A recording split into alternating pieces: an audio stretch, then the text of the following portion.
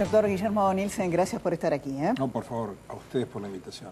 ¿Dónde estamos? ¿Estamos en un laberinto hoy? Bueno, se me ocurrió esta palabra. Porque... No es desacertado, tal vez. No es desacertado, es cierto.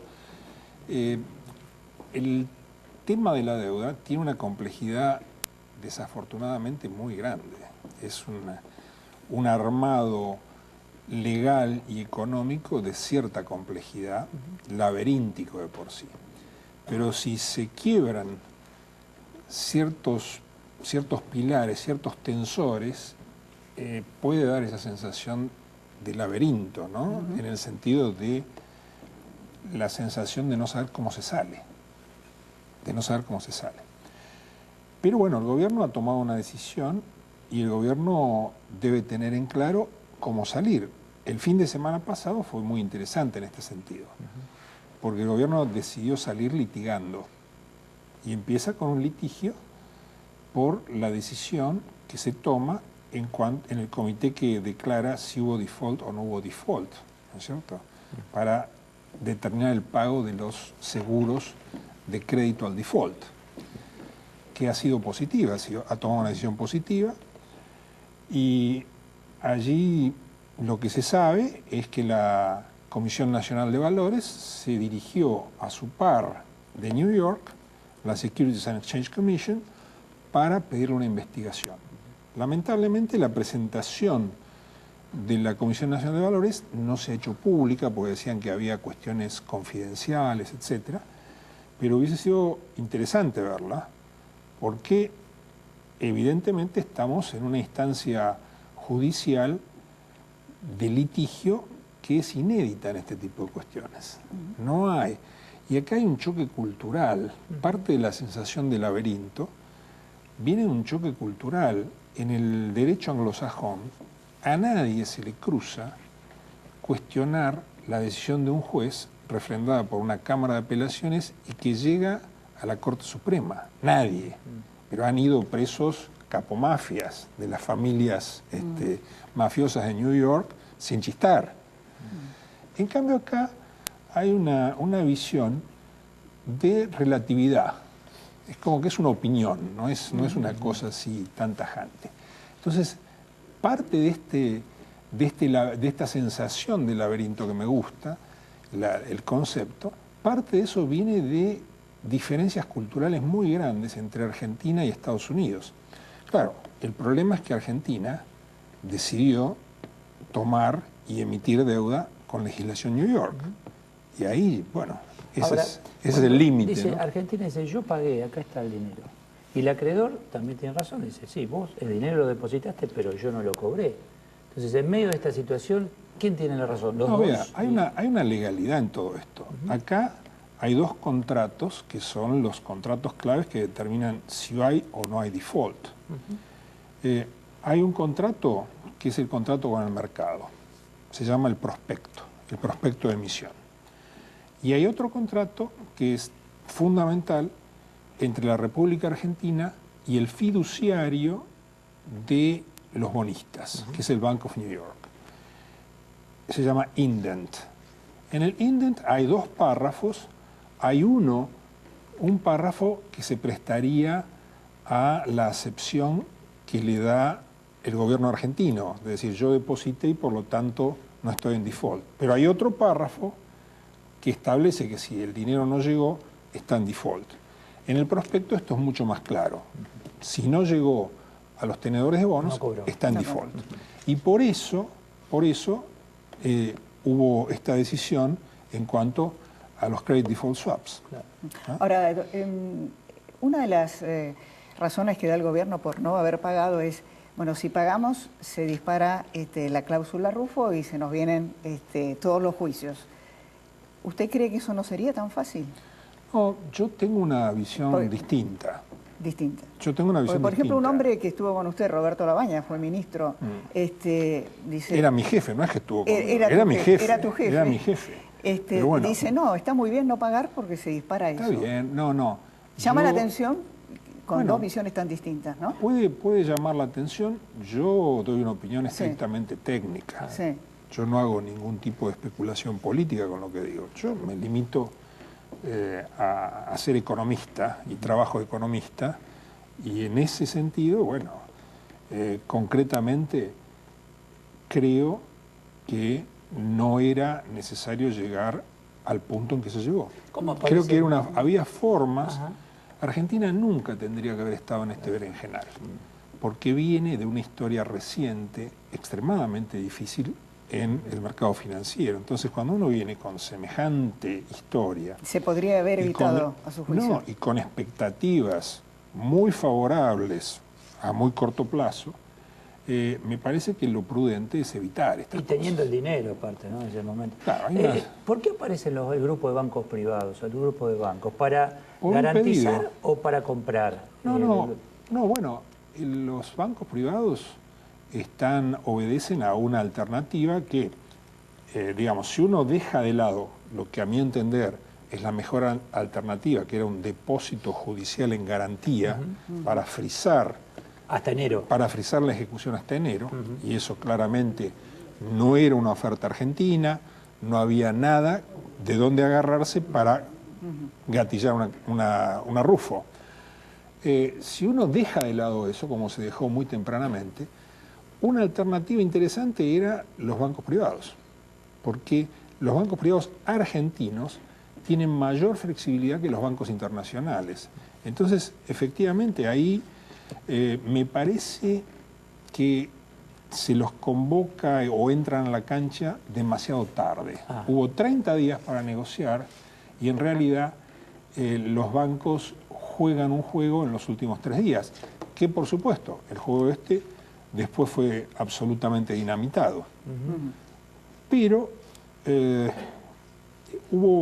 si hubiesen tenido más tiempo, y en esto es fundamental el tiempo, porque hay que ser muy cuidadoso con los contratos, con los acuerdos, yo creo que la historia que estaríamos contando hoy sería totalmente distinta. ¿Y por qué ahora parece que tiene más posibilidades los bancos extranjeros? JP Morgan, etcétera. Hay muchos rumores respecto a eso. El mercado está sostenido con esta idea de que los bancos internacionales podrían hacer algo. Realmente cuesta imaginarse eso. Cuesta imaginarse eso por una razón muy simple. En los últimos 2 años, 3 años, la tarea de los bancos se ha visto forzada a tener que trabajar con una cantidad de restricciones legales muy grandes, lo que se llama el compliance. Es difícil imaginar que el sector de compliance le vaya a aprobar esto. Ojalá se pueda hacer. Ojalá encuentren un vehículo que sea razonable como para que sean los bancos internacionales los que compran esta creencia. Sí. Perdón, doctor Luis, se hablaba de que uno de los objetivos del gobierno podría ser llegar hasta marzo y reestructurar nuevamente, una nueva reestructuración de deuda. ¿Esto podría ser? ¿Le haría bien a la Argentina? ¿Es posible? Hay un riesgo de que tengamos que reestructurar nuevamente. El riesgo, desde mi punto de vista, va a ser si se entra en default con el pago de la renta que tiene que tener lugar el 30 de septiembre con los llamados bonos par. Bonos par son los bonos que cotizan más barato, son los bonos más largos. Perdón por estos temas que tienen ciertos tecnicismos, yo lamento, pero bueno, son bonos muy largos y hay todo un movimiento en el mercado de gente comprando bonos par de 2038 para forzar la aceleración de la deuda y que Argentina se vea obligada a reestructurar todo. Sería un escenario medio catastrófico. ¿Por qué? Porque la reestructuración anterior que llevamos a cabo, nos tocó a nosotros hacer esa reestructuración, dentro de lo difícil que era, lo extremadamente complejo que era, había algo que jugaba a nuestro favor y era la situación de la Argentina. Los acreedores, por lo que fuere, sabían que en definitiva la Argentina estaba en una condición donde no podía pagar, estaba muy, muy mal. Creo que si se hace una nueva reestructuración, esa imagen se borra. Es una Argentina con soja, es una Argentina muy rica, con términos de intercambio extremadamente favorables, y es una Argentina a la cual lo van a apretar, y la van a apretar muy fuertemente. Estos días, esta semana, en la situación en que estamos, ¿se complicó la economía argentina aún más de lo que estaba? Sí. En cuanto al mundo, créditos, Sí. etcétera. Bueno, el crédito comercial desde ya es la primera víctima de un Claro. default. Los créditos del comercio exterior son las primeras víctimas. Creo que eso el gobierno no puede evitar notarlo. Por lo menos hoy a la mañana hubo una declaración del ministro de Economía que da por descontado que este tema existe. Creo que la economía argentina está en un momento de parálisis de las inversiones y de parálisis de las decisiones claves. Y lamentablemente esta discusión default, no default, litigios, etcétera, no termina de despejar el panorama hacia adelante.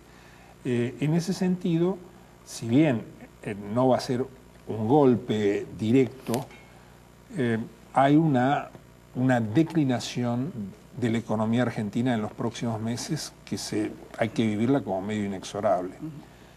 Así que desde ese punto de vista, la gente asocia la palabra default con la crisis de finales del 2001. Pero eso no es solamente default. La crisis del 2001 fue una crisis bancaria, una crisis del sector externo y además default.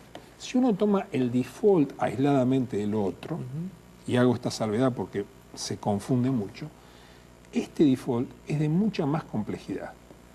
Porque la plata estaba, como decía usted recién, la plata está, donde hay una situación legal engorrosa y donde hay o se está preparando una lucha legal que tiene ciertas características medio inéditas en el mundo anglosajón.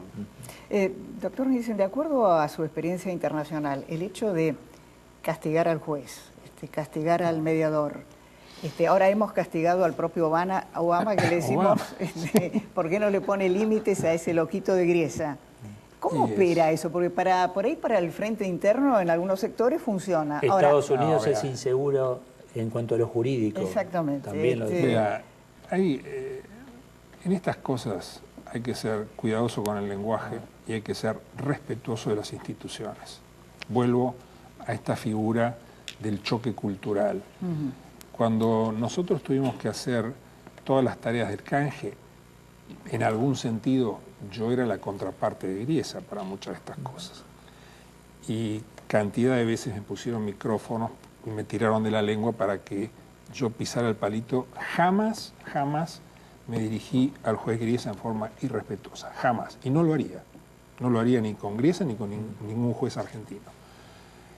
Y cuando necesitamos del juez, porque hubo momentos muy difíciles para la Argentina, donde se necesitaba que el juez tomase una actitud favorable, y les voy a recordar, les voy a refrescar algo que está perdido en la memoria colectiva, hubo un embargo de los bonos viejos que venían al canje. Entonces, si funcionaba el embargo de los bonos viejos que venían al canje, Argentina no podía hacer su reestructuración de deuda. Fue el momento más álgido de los muchos momentos álgidos que tuvimos. Allí yo le pedí una reunión al juez. El juez inicialmente me concedió la reunión. De hecho, la tarde en que yo estaba yendo a su casa, nos íbamos a reunir en su casa, yo estoy saliendo del hotel y me encuentro al abogado litigante que me dice: vea, tengo un mensaje para usted del juez Griesa. El mensaje es que se quede tranquilo. ¿Qué más? ¿Qué más le dije? ¿Qué más? Me quede tranquilo, ¿qué más? No, dijo que no es necesario reunirse, que se quede tranquilo. Entonces me pasé 2 días cortando clavos, ¿no? Como se dice coloquialmente, hasta que salió la decisión del juez, no dio lugar al embargo y el canje se pudo hacer. A mí me parece que es fundamental cuando uno es extranjero en un país, y lo digo habiendo sido embajador en Alemania y habiendo sido diplomático en Bruselas y en Ginebra, uno como extranjero tiene que ser muy respetuoso, sobre todo de las instituciones. Y más siendo deudor. Y mucho más si uno es deudor, claro. Y mucho más si uno está yendo al mercado financiero más eficiente del mundo, que es el mercado de New York, que muchas generaciones de argentinos van a necesitar volver a ese mercado. muchas generaciones de argentinos, esto lo subrayo. Acá Argentina tiene un problema de capacidad de ahorro o un problema de incapacidad de ahorro.